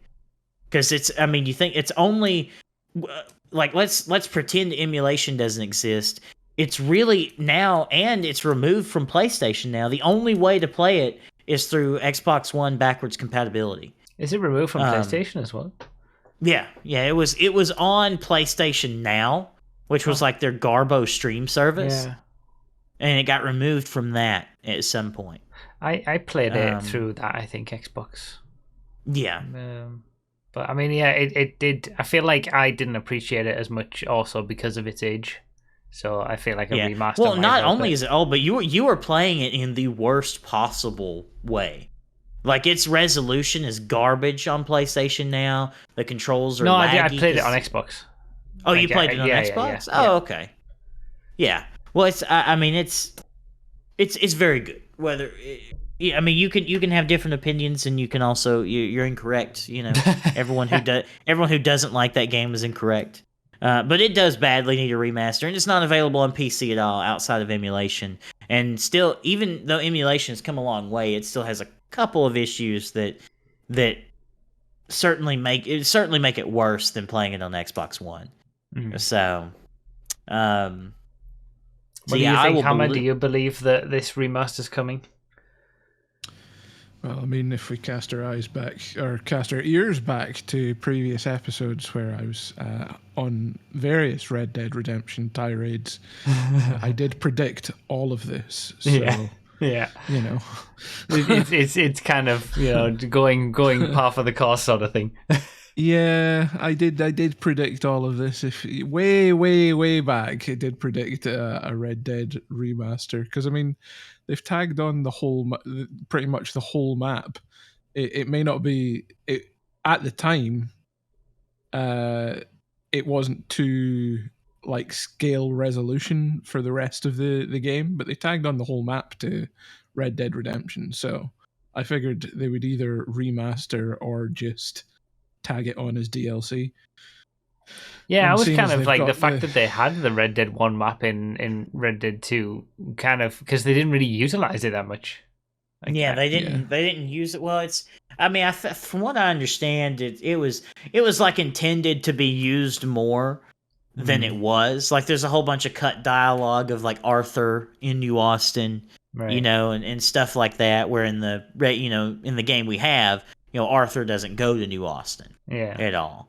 So, like, I think it was intended to be used more and then wasn't, or whatever. I just hope whatever they do is, like, you know, I mean, obviously you hope for, like, the actual remake and not just here's an upscaled version for all the systems. You know? You're always going to hope that it's, like, the Red Dead 2 map version and graphics and capabilities and stuff like that, and they've made Red Dead 1 into that. But that's obviously a much harder thing to do, I suppose. But I mean, even if they don't do that, right? Even if they do just make a native PC version, like I could finally play through that game, you know, with a working mouse and keyboard, 60 FPS, upscaled resolution, you know, no issues. Like I'll be much more satisfied than I would be without anything at all. Yeah. So, you know, just as long as they don't just completely fumble it like they did with the definitive editions of the earlier GTAs.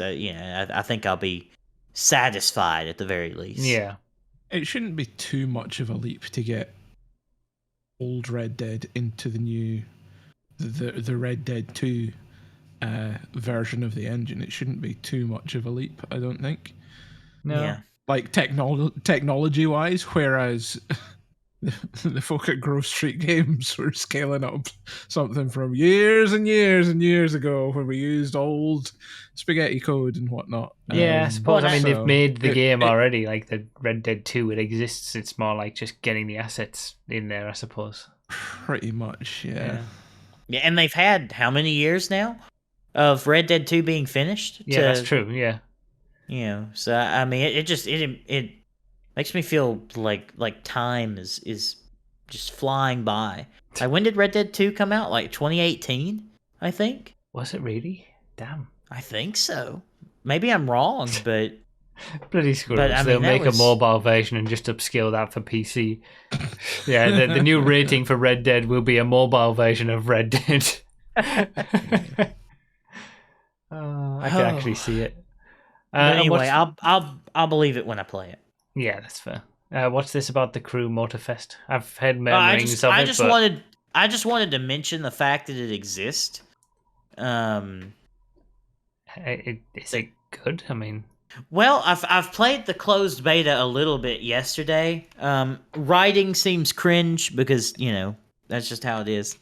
Yeah, GTMN was in my chat this morning saying that if you want to torture yourself, play the Crew Motorfest with voices on or something like that. Yeah. Oh, it is terrible. But can you explain what it is? Is it a new game or is it DLC or what? I actually don't know what it is either. Fucking game. So, well, from what I understand, the Crew Motorfest was supposed to be a DLC for Crew 2, and then they just made it its own thing. And it's like. It, to me, so far, it seems like a shameless, like, Horizon clone, basically. Like, you're on Hawaii, there's a big car festival that celebrates car culture, and you go and do playlists and events with all kinds of different cars. And that's like the Crew's version of Forza Horizon. Oh, wait. What other driving game do we know that was on Hawaii? Oh yeah, right. I know. Test Drive. Yeah. So an actually good car game on Hawaii. Yes. I've been meaning to play the Test Drive Unlimited too for a while. Well, speaking of, we did have some Test Drive news while we were away. We did. We could talk about that too. The first gameplay footage came out for. What's it called? Test Drive Solar Crown or something? Crown. Yeah. Solar Crown. By God, does that game look fucking dog shit. Did anybody expect anything else? It looks terrible. It looks like a last-gen game. It never this ever even like hit my radar in any way. Yeah, I actually didn't, believe it or not, I didn't watch much of it. So... I mean, it's really interesting. The creators of this game are, the company behind this game are Nacon, the people that make the controllers. Now, they're a French company. Now, they also own, the studio that just put out the Gollum game that was absolute trash and ended up in the studio closing. Incidentally, when that Gollum game came out, because I went and did a bit of digging, the Gollum game came out and the stocks, Nacon trade on the London Stock Exchange, and it halved the company's value overnight. Oh God! If this doesn't do well. Which I don't think it will. We might not be seeing much of Nacon anymore. This game doesn't look anything different to like Need for Speed. Like, it looks exactly like those random Need for Need for Speed games that like some of the more modern ones that I like played a little bit, and then it's just like every single racing game is the same. I mean, I wouldn't. I don't know if I would be so strong because I'm kind of looking through the are we just talking graphics or are we talking like? Well, graphically and sort of the driving looked pretty ropey. Yeah. I mean, I agree that it doesn't look like the best thing I've ever seen. But I don't know. It doesn't look so bad for me to write it off totally and completely. Yeah, listen. I will be happily surprised if that game turns out to be good, because I love the series. Well, apart from Test Drive Unlimited 2, which was terrible. I love the series. And I love the idea and the scope and everything, and how it's about the lifestyle, the car lifestyle, and just the whole area being mapped 1-to-1 and everything. That's really cool. So it'd be great if it does well. Yeah, because like the theming of it looks good. I honestly think that it's actually. I mean, maybe it was a bad decision. I don't know, but I definitely respect the way in which they decided to showcase the game. I mean, it was a flashy presentation. No, I'm not even talking about flashy. Like, I'm talking about the gameplay reveal. It's just like a bunch of dudes playing the game, you know, like in its alpha form. And I think that's kind of rare to see, not like a curated experience like that. Do you know what I mean? Like, usually when something like they're trying to drum up hype and do something early, like there'll be some kind of cinematic, you know, this is all the things you can do in the game, and like all the gameplay will be handpicked, you know? Yeah, they've actually, in a way, believed that the game would stand on its own by having people play it. Yeah. I mean, I've never played a test drive game ever, so I don't even know like what the shtick with them is. Well, I would say the Test Drive Unlimited is the only other game that's kind of given what like I like about GTA in a way. Like, because Test Drive Unlimited, you would work your way up kind of from nothing, having one car. You would buy a bunch of properties all over the, like, I think it was Hawaii and Ibiza, right? In Test Drive Unlimited 2? Unlimited 2 was Ibiza and Hawaii, yeah. Yeah. So you would buy properties, and then you would put your cars in these properties. You would customize your cars. So like you'd have houses. There was a casino, so you could go to the casino and you could play casino games and win you could win a 9F.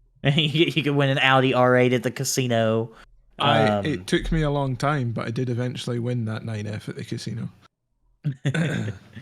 So, you know, it's the only other game that's like given what like I like about GTA. But if you go back and play it now, like the handling's not great. It's an old game. You know, it was meant to be an online only game, so like you can't play it like on original hardware. You got to play it on like a mod that reinstates the multiplayer, you know. So so the crew, to go back to the Crew Motorfest really quick, I actually like the look of the game. Because I've played it a little bit. I don't like the cringy dialogue or anything like that, but like there's only been one bit of dialogue I've liked, and it was an actual fun fact. Like, you're driving the Mitsubishi Lancer X. Apparently, I thought it was the Lancer 10, but apparently it's the Lancer X. Okay. I didn't know that. I thought it would have been 10. Because they've had, they have Lancer. Yeah, there was the 7, Evo 9. 8, Yeah. Oh, okay. Yeah, but apparently it's the X for like like something. Anyway, fun fact that one of the cringy characters told me: the transmission doesn't actually have a reverse gear. It has 2 forward gears working in opposite directions in order to make the car go in reverse. Okay. So it's like, I mean, if all the dialogue was just like wacky fun facts about cars, like I think it'd be a lot better than what it is. Yeah, I feel like I find it so difficult to understand the point of a lot of racing / car games anymore. Like, none of them seem to ever do anything that is worth, like, it's just the same story all over again, same thing. Yeah.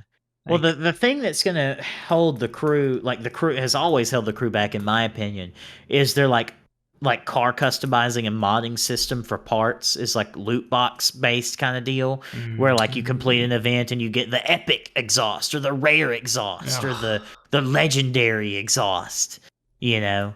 So it's real dumb, and that's just what's dead on always arrival then for me if it's like that. Yeah, exactly. So, but yeah, I think what's missing from racing games now is like there's no connection you have with your car anymore. You know, like you play Forza Horizon and 30 seconds in you have 50 different cars. Yeah. You know?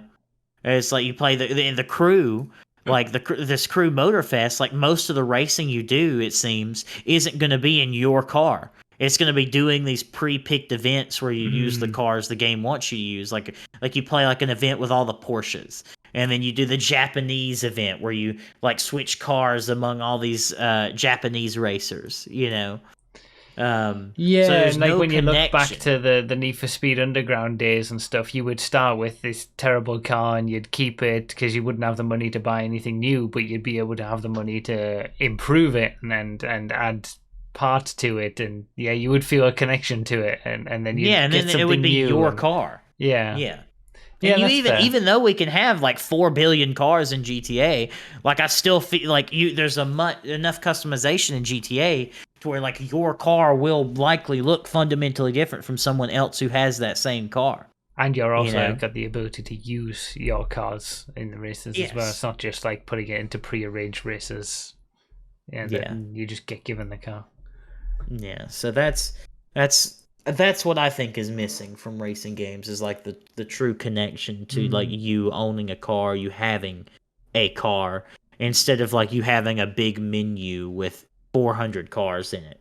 Yeah. I agree. You had that in going back again. Sorry, to Test Drive Unlimited.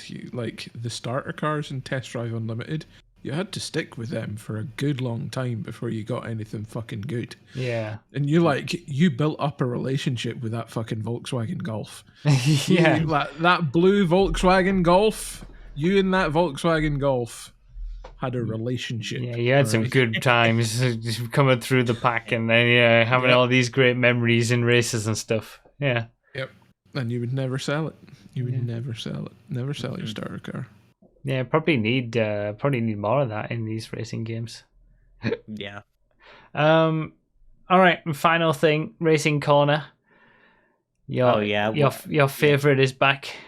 Yes, Daniel Ricciardo is back. Let's go. I don't know where he's back to, where he was. I don't know anything. I just heard that he was back, and I'm happy about it. That's all I have to add. And Hamilton got pole position before the start of this podcast, which was surprising. Cause good for him. His smile's not as pretty as Daniel Ricciardo's, so it doesn't really matter, does it? He's back in the AlphaTauri, which is the Red Bull Junior team, and he's eyeing to get back to Red Bull basically, which he left originally. Okay. It's unusual for F1 drivers to come back and then progress forward, though. I know, right? Yeah. Like, going back to a junior team is pretty rare. Why did he leave in the first place? Did he get fired? Did he leave of his own volition? So he was at Red Bull, and then Max Verstappen came into Red Bull, and Ricciardo was beating him for the first 2 seasons, but he was starting to feel like Red Bull were starting to move more towards Verstappen. So he left Red Bull for Renault to be, sort of like the main person at Renault rather than being second fiddle to Verstappen at Red Bull. He drove relatively well at Renault, but then he made a switch to McLaren, and then he had 2 really, really, really bad years at McLaren. He just couldn't get on with the car. So they ended the contract and he just didn't really have anywhere else to go at that point. So now he's sort of taken a little bit of time off and he's back in the Red Bull Junior team because he was brought back into the Red Bull sort of family as the 3rd driver. And then they put him into the junior team, which is kind of strange. He's like multiple race winner, he's been in a championship fights and stuff, and at the top Ricciardo's he's a good racer. He's like quite good. So we'll see how he does, but he's there because really he wants Perez's seat in the Red Bull, I think. But we'll see. I thought Perez was doing better again. Was he not? He was at the start of this year for many years. he was doing all right at the start of this year. Won a couple of races and stuff, and did well. And then it's really tanked, and he's had mistakes and not managed to make it through into out of the first part of qualifying and stuff for the last few races. So he's on the ropes actually at the minute. It's a shame. So yeah, we'll see. We'll see how it all. It's weird how it all plays out. But yeah, it's weird to have a race winner being in a top team, sort of restarting again in a junior team. You don't really see that. But that's pretty much it, I think. I think so. Yeah. Well, it's just good timing because I have to go. It's kind of amazing that we had nothing to talk about and we've gone on half an hour longer than we did last. Yeah. Well, last I mean, month. to be fair, both RDT and myself told a story. That's true. Those usually they weren't topics. We just talked for. Yeah, that's true. Yeah, I got to just listen, which was kind of nice. So. All right then.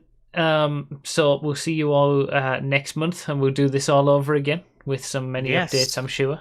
Hopefully, I will have a good life update. Hopefully, I will have a home down payment spent, and I'll be on the road to, going home instead of being here.